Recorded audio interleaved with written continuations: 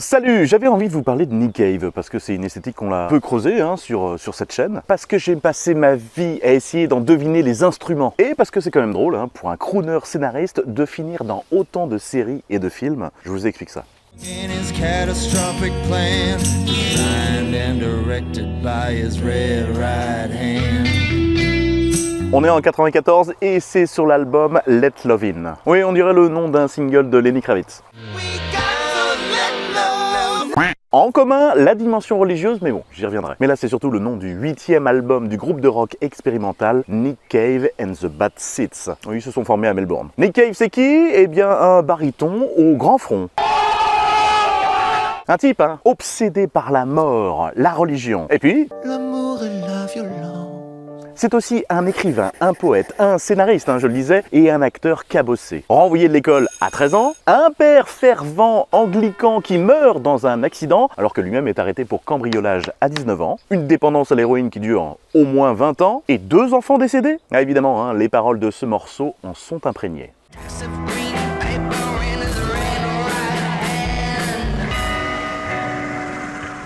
Parlons du titre tout d'abord, issu du poème Le paradis perdu de John Milton. Oh, si d'en haut la vengeance intermittente armait à nouveau sa main droite rouge pour nous tourmenter. Cette main droite rouge, c'est celle de Dieu, sa vengeance sur les démons s'il pousse la guerre au paradis. Expression que Milton emprunte lui-même à l'ode du poète romain Horace. Oui, pourtant antérieur à la religion catholique. Alors pourquoi Cave cite Milton? Tout d'abord, c'est un des premiers grands poèmes en vers blanc, c'est-à-dire sans rime systématique. Mais surtout, même dans son processus créatif, il y a une certaine idée de la tragédie. Au moment de son écriture, en 1667, Milton est en effet aveugle, et malgré le succès du texte, il en revend les droits pour 10 livres. Sur les paroles, ensuite, même si elles semblent s'inspirer de Tom Waits, eh bien il s'agit d'une réinterprétation du roman de Stephen King, Le Fléau. Oui, l'histoire d'un combat entre le bien et le mal dans des États-Unis décimés par un virus. L'occasion de décrire ici un personnage mystérieux et difficile à décrire, à la fois Dieu,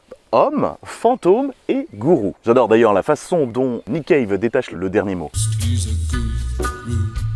Et oui, parce que les autres descriptions, elles sont en une seule syllabe. Avant d'écrire ces paroles, le chanteur aurait rempli un carnet entier de descriptions où se déroule la chanson, y compris des cartes et des croquis. Beaucoup semblent inspirés d'ailleurs de sa ville natale, Wangaratta. Le narrateur y apparaît alors comme un prédicateur, grondant les yeux, écarquillé pour prévenir du danger et levant la main comme pour jurer. On entend d'ailleurs dans l'intro une bouffée de cigarette, comme si un secret douloureux allait être révélé. Une tension appuyée par ce chant sur la pointe des pieds que la musique va s'employer à exploiter.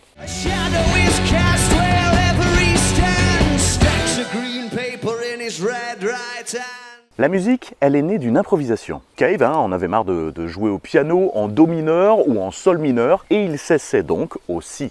Mais bon, à défaut d'une mélodie, c'est surtout une atmosphère enregistrée telle quelle qui est captée sur album. On y entend un orgue et un carillon, très série Z, 2 guitares, une basse, une batterie, des timbales, un oscillateur, un ganza et un maki kogyo. Oui, des instruments atypiques dans le rock, et qui donnent le caractère singulier, voire théâtral d'un morceau plein de respiration. Ici, l'attention reste suggérée. Sur la version album, qui fait tout de même 2 minutes de plus comme pour rallonger le trajet du condamné, moi ce que j'adore, c'est les martèlements à 4 minutes 38, juste avant que ne soit prononcé le titre. Et au-delà de signaler l'entrée dans la ville, on ne peut pas s'empêcher, en écoutant les cloches, d'imaginer le couperet tomber.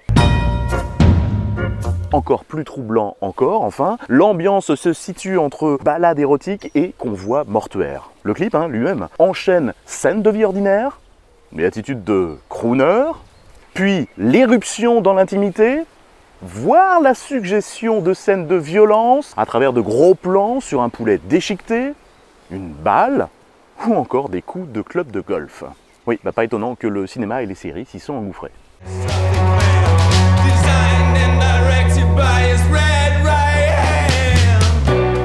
Alors, selon votre âge, la chanson peut être liée pour vous soit à la franchise Scream, voire la série X-Files, c'est mon cas. Ou alors Peaky Blinders. Pourquoi d'ailleurs cette série sur une famille criminelle à Birmingham pendant l'entre-deux-guerres? Eh bien parce que la main rouge, c'est notamment le symbole de l'UVF. Oui, un groupe paramilitaire souhaitant maintenir l'Irlande du Nord dans le Royaume-Uni et avec qui le personnage de la série entretient des liens. Il y a d'ailleurs un parallèle intéressant à faire avec Nick Cave. Eh oui, cette chanson, c'est une transition dans sa discographie. Jusque-là, ses paroles, eh bien, elles se concentraient sur les menaces extérieures ou divines. Ici, le narrateur semble entretenir une intimité avec ce croque-mitaine. Croque-mitaine qui veut vous attirer dans les marges. Alors, est-ce que ça a à voir avec la prostitution, hein? Parce qu'on y parle quand même de rejoindre la périphérie pour de l'argent. On ne sait effectivement pas hein, si cette main droite rouge est un dieu vengeur sur des innocents ayant péché, si c'est le diable hein, qui souhaite vous tenter, ou un assassin qui se prend pour Dieu en ôtant la vie, voire le narrateur qui annonce ses futures pulsions. Ce que l'on sait par contre, c'est qu'il a plusieurs définitions. Dieu, homme, fantôme et gourou. Gourou. Que l'album suivant se concentrera sur des ballades évoquant en détail des meurtres, que Scream jouera justement sur ce trouble de l'identité en faisant des assassins bien des monstres ordinaires. Et s'il y a une mort ici, c'est bien celle de l'ancien punk Nick Cave, devenu crooner prédicateur. Merci d'avoir suivi cette vidéo, soutenez-moi sur le réseau et à très vite.